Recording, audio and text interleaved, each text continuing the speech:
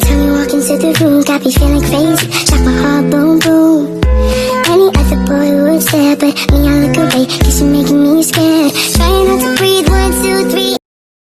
Good day everyone, I am GLO OMAYAO from the course Foundations of Special and Inclusive Education. I made my presentation on May 17, 2025. Today I will be presenting Chapter 7, Learners and Other Marginalized Groups. Marginalization is excluding someone or regarding them less important in society. This can happen in schools when certain students are ignored, feel excluded, or not given the same opportunities as others. Knowing this helps us to build a more equitable and courteous atmosphere for everyone. Inclusive education significance. Giving all students whatever their ability, background, or differences. Giving them an equal opportunity to learn and develop. Together is what is inclusive. It is all about helping everyone to feel included, and sometimes we have to learn how to empath with them, or how to we have to hear what are their side, and we have to learn how to listen them so that we learn how to help them and what is their needs.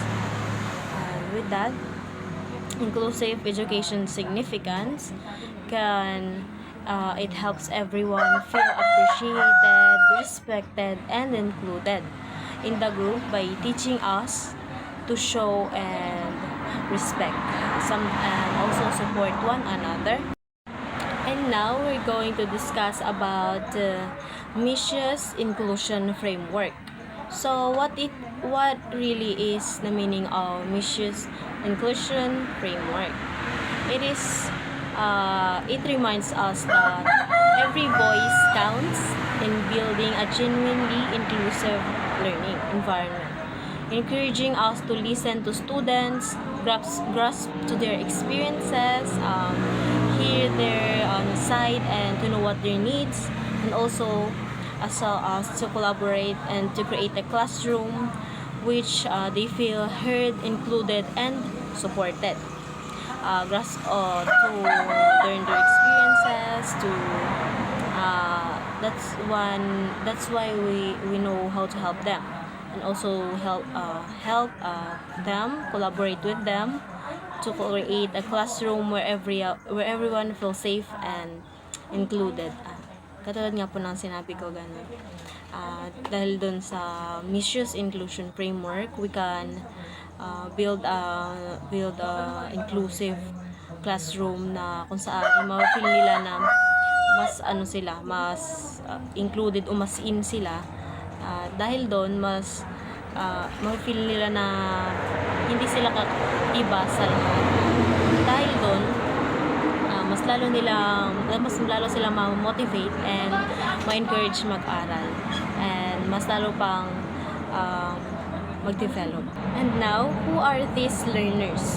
We have key concepts, the 5 major groups of marginalized learners. First, the child laborers or domestic workers. These are the children who are forced to work instead of going to school. They may clean houses, sell things on streets, or being a slave, helping farms or other factories. As you can see in the picture, a young child carrying heavy baskets and sacks. Sila yung katrabaho for themselves. Yeah. The number 2 is indigenous peoples.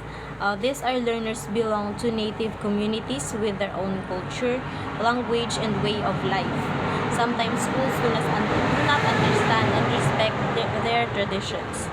As you can see in the picture, nakikita po natin dyan na mostly meron silang traditional costume, and syempre meron silang distinct magkaibang culture sa compare sa atin, because they are sticking to their traditional way and norms. They are mostly sila yung madalas na mailap or mostly makikita natin na nakatira sila sa remote areas, sometimes mountains and others. Number 3, they are the abused children. These children are not treated kindly. Sometimes someone may hit them, yell at them, or ignore them. They don't always get the love, care, or safety they need at home. This makes them feel scared, sad, and lonely at the same time. All children, because sometimes I think that these children deserves also to be loved. All children deserve to be loved and kept safe. So, abused children, kung makikita natin sa picture na yan, mostly sila yung mga wala ng parents or may parents man, but mostly sila yung inaapi or sinasaktan. Sila yung mga they treated badly, sinasaktan sila and iba't ibang klase ng abuse. Number 4, we have refugees or displaced children. Ito naman is sila yung mga children na nasa yung lugar nila is more yung puro gulo, war. Some children dito is they have to run away from their homes because it's too dangerous to stay. This could be dangerous because of war, fighting, disasters, or other big problems. They leave behind their house, toys, friends, and sometimes even their family. These kids move to new places, often very little, and they have to start over. Life can be so hard for them, but they have to be strong and brave at the same time. So, ayan, as you can see in the picture po, sila po yung mga refugees children. Number 5, we have children in conflict zones. These kids live in areas where there is fighting, war, or violence. It is not safe where they are. They might hear loud noises like bombs or gunshots. Many cannot go to school or play outside. Some have to hide to stay hide to a safer place so that they can be safe and to protect themselves. Life in these places are very scary. Need pa nila na tumago at syempre dahil doon mas mahirapan sila mag-cope sa education at magkaroon ng mga friends, and talaga yung gusto nila dito is yung peace. But these children still try to stay hopeful and they are all dreamer. Syempre mga students din sila, mga children din sila na need ng education, care, and also at the same time is most especially peace in their lives. And now we're discussing about the understanding their educational needs, which are the marginalized learners. So some children face difficult situation in life, and because of this their learning needs different needs, different learning needs. Child laborers or domestic workers, these kids often have to work to help their families. Because of this, they can't always attend regular school. We need to offer them flexible and inclusive education, the classes that fit their schedule or learning at their own pace. This way, they still get to learn when managing their responsibilities and their own duties and responsibilities. So, the second one, indigenous peoples. Indigenous children have a rich culture and tradition. The education should respect that. We must give them culturally related education or lessons that honor who they really are and where they from. This helps them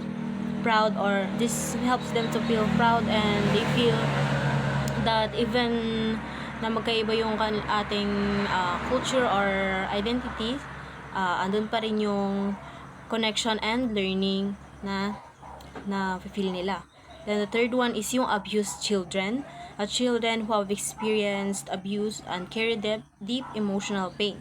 They need trauma-informed care in school, meaning teachers should be understanding, patient, and create a safe and supportive environment at the same time for the learners. These children need to feel protected and loved so they can focus on learning, not just by learning but as well as healing and feeling included and not left out. So, ayun po. Refugees and displaced children. They need safe and welcoming schools. This means making schools feel like a safe second home for them, for children who had to leave their homes. A place where they are accepted, cared for, and treated kindly no matter where they are came from.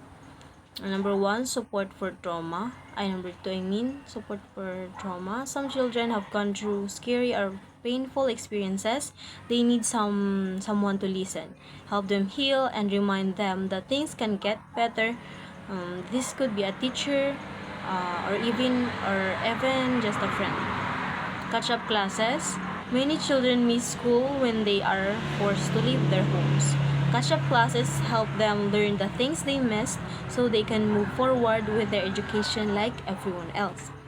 Then, there are also language assistance. If a child speaks a different language, they might feel lost. And sometimes they feel not included or outcast. So, we have to have language assistant.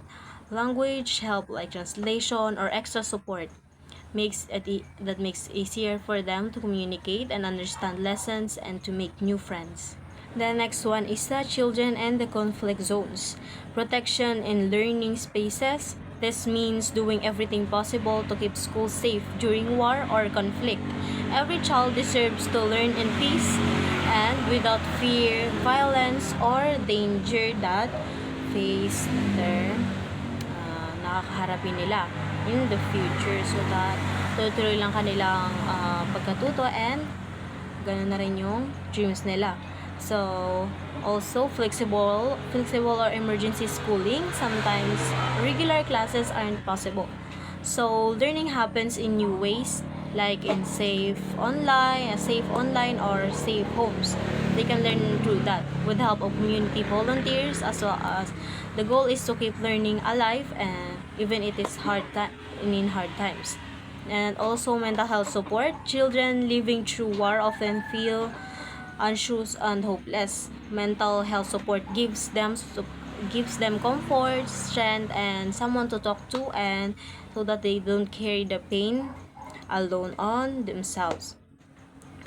It's very important, especially sa children that they're not ready to face that kind of challenges in their lives. Then also peace-focused lessons. These lessons teach children how to care for others, solve problems calmly, and understand different point of view. It helps them build their future in peace and more understanding, so that they can always learn in their own ways, and especially they can learn with peace, and with that matututo sila na maging independent, as well as hindi na sila matatakot sa mga magiging posibleng mangyari sa kanila in the future, so that yung dreams nila is tuloy-tuloy lang, at ganun na rin ang bibigyan sila ng lahat ng opportunities to learn and to have new friends and to feel peace in themselves and to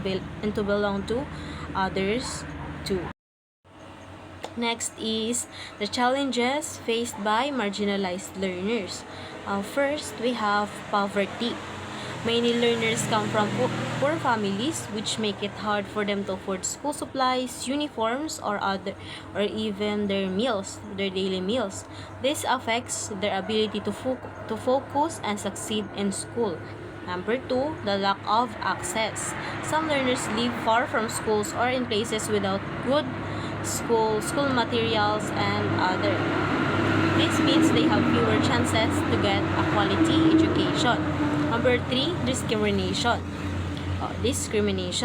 Marginalized learners may be treated unfairly because of their background, race, gender, or disability. This can make them feel excluded or discouraged. Then we have lack of access and discrimination. 4, we have trauma and violence. Experiencing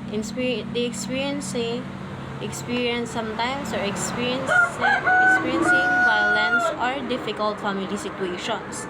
It can cause them emotional, emotional breakdown, or emotional pain. This makes it harder for the learners, to concentrate or feel safe at school, and sometimes they not feel to communicate or to have other friends. They becoming to have trust issues. Number 5, we have language and cultural barriers. Learners who speak a different language or coming from a culture that have different language o different culture. So with that, meron silang iba't ibang languages. They may struggle to understand lessons or connect with classmates and teachers. Yes, we have language and cultural barriers. Sometimes kakaroon ng problem because the other children cannot make friends because sometimes because of cultural and language barrier. And now we're tackling about based on the real life scenarios. I chose the ETA Children's in Zambales and Pampanga in Philippines. ETA children in Zambales and Pampanga struggle with school due to distance and transport. Cultural gaps also makes learning hard. Community teachers and special programs help brings education. So, ETA children in Zambales and Pampanga. Many ETA children living in mountains of Zambales and Pampanga here in Philippines. They face big challenges just to go to school for every day. Some have to walk very far because there are no nearby schools or proper transportation. Aside from distance, they also face struggles in the classroom. Sometimes the lesson feel hard because of differences in culture and language. Doon na nagkaka-problem minsan sa culture and language kasi sometimes alam na po natin is they're different. They have different culture, language, and norms compare sa other children. This makes it difficult for them to keep up or feel confident in going to school or in schooling. Thankfully, there are kind teachers and special programs that can help them and their communities to improve and to feel in and included. These efforts bring learning closer to their homes and feel them more included. Education gives hope to these children, and with support, they can reach their dreams too. So, ayan na nga. Education can give hope, big hope to those dreamers, especially the children who loses hope, who have a lot of big dreams that they cannot achieve because of differences like cultural barriers, language, and ayun na, for example, yung mga child laborers and refugees because of the environment that they're growing in and they're facing. It is hard for them, but for the help of education and support of other kind-hearted and very good teachers, nakaka-survive sila and tuloy pa rin sa kanilang pangarap and sa kanilang life. And now I'm going to discuss the mischievous framework. Step 1, we have enabling voices. This means giving everyone a chance to speak and be heard. It's about creating a safe and welcoming space where students feel comfortable to share their thoughts, own ideas, and experiences in their lives. Step 2, surfacing concerns. Here, we'll listen carefully to what students are saying and gently bring out any worries or problems they might have or they might experiencing. It's about understanding what's really going on in their minds or in their world, things that might affect their learning or sense of belonging. So step 3, sharing data. After gathering what everyone has shared, we'll look at the information that they are sharing or giving sometimes. But sometimes we have to look ourselves the information sometimes ourselves, but together. This helps us see patterns and understand what's working well and what needs more attention without blaming anyone. So, while sharing data, we have to be careful because it has a lot of consequences sometimes. So, step 4, we have encouraging inclusive thinking. This step naman is about working together to come up with fair and kind ways to make the classroom better for everyone, for every children. It is thinking with open hearts and open minds, that making sure that no one felt left out or not included in a space environment or in a classroom. Now we have strategies for inclusion. We have to use culturally responsive thinking, promote emotional and psychological support, adapt curriculum to learner needs, engage families and communities, and to collaborate with organizations and our other government. We have strategies for inclusion, making every child feel at home and at peace. Inclusion starts with understanding and action. So, first, we have to make strategies. Schools, the strategies that can use to make sure every learners and students they will be feel seen, supported, and as well as valued. First, think with culture in mind. Every student brings their own background and story, teaching in ways that respect and reflect their cultures that makes learning more meaningful.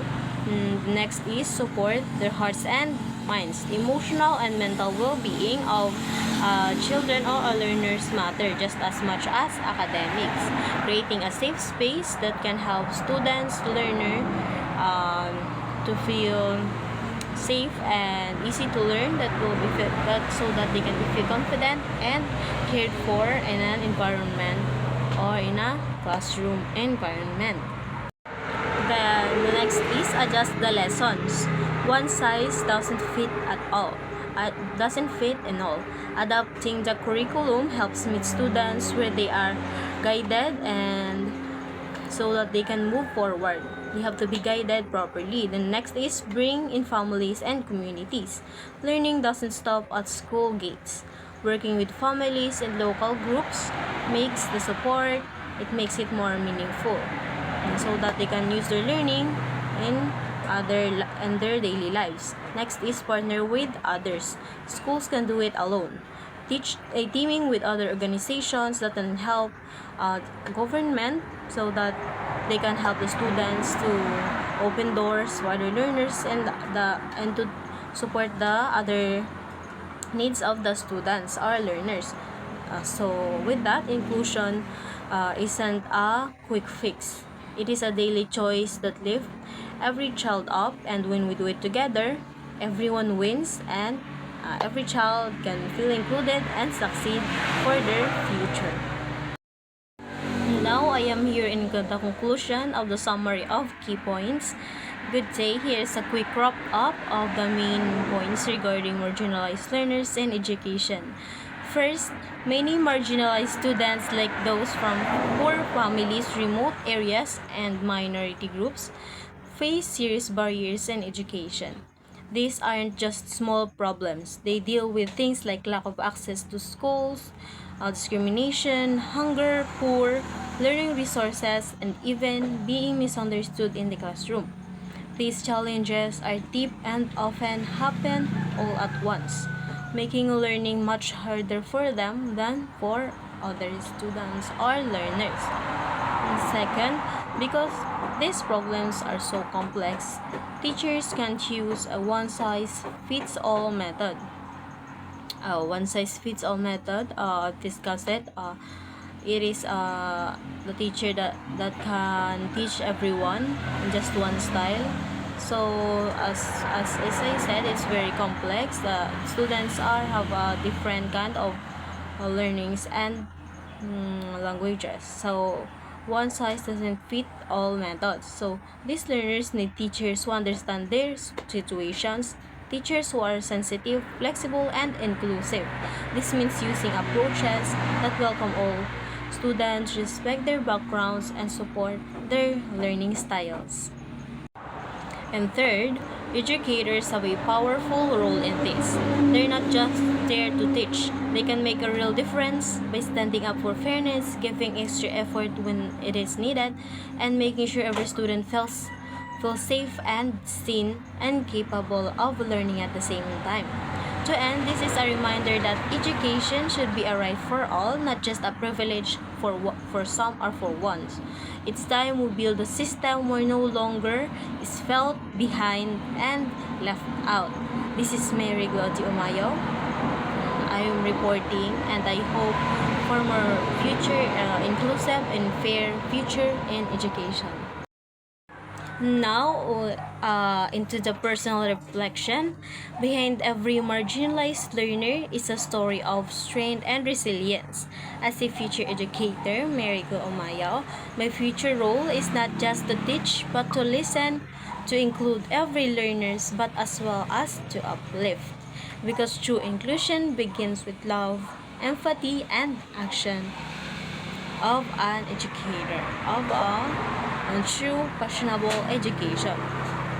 Behind every marginalized learner is a powerful story, one filled with strength, courage, and the will to keep going despite the odds. As a future educator, my role goes far beyond teaching lessons from a book. It's about listening to each student's story, making sure every voice is heard, and creating a space where no one feels left out. Inclusion isn't just about putting everyone in the same classroom.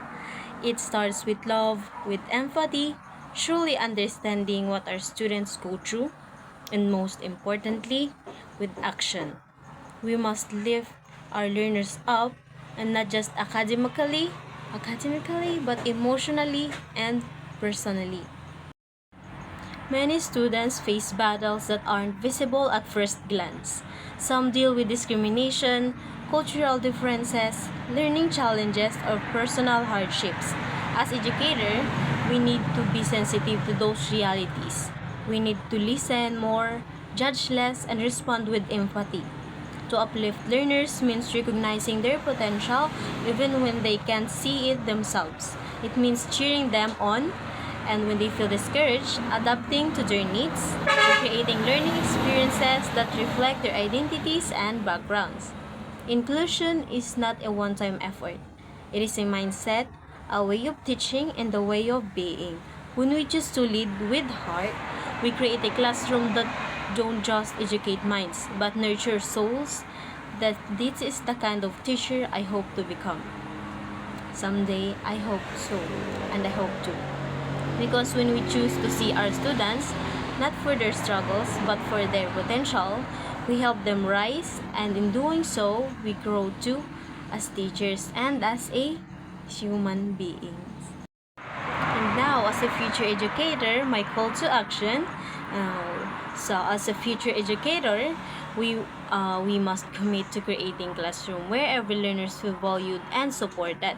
Let us use our role to break the cycle for exclusion and empower all students through education that is just inclusive or transformative.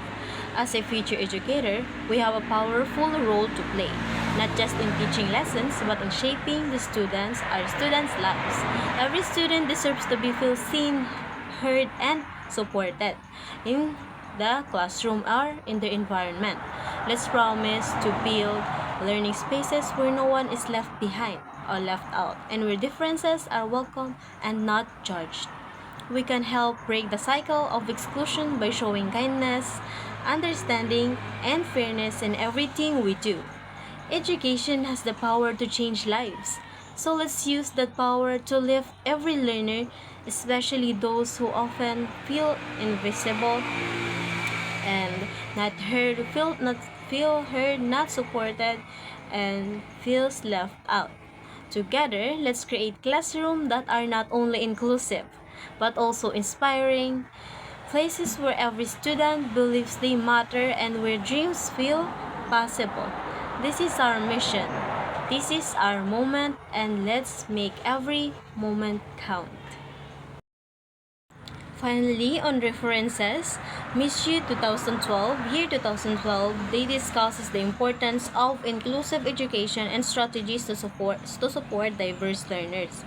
The WHO, the year of 2016, which highlights global health issues affecting children's development and well-being. The third references that I used is UNHCR reports focus on the challenges faced by refugees, especially displaced children, and accessing education and protection. The ILO reports addresses child labor, fair work conditions, and labor rights worldwide. And the last one is the UNICEF at the year of 2018. This references emphasizes child rights, including access to education, health, safety, and especially in vulnerable populations. And that's all. Thank you very much. I am Mary GLO OMAYAO, and that's all about the report on Module 7, which about the learners in marginalized groups. Thank you so much.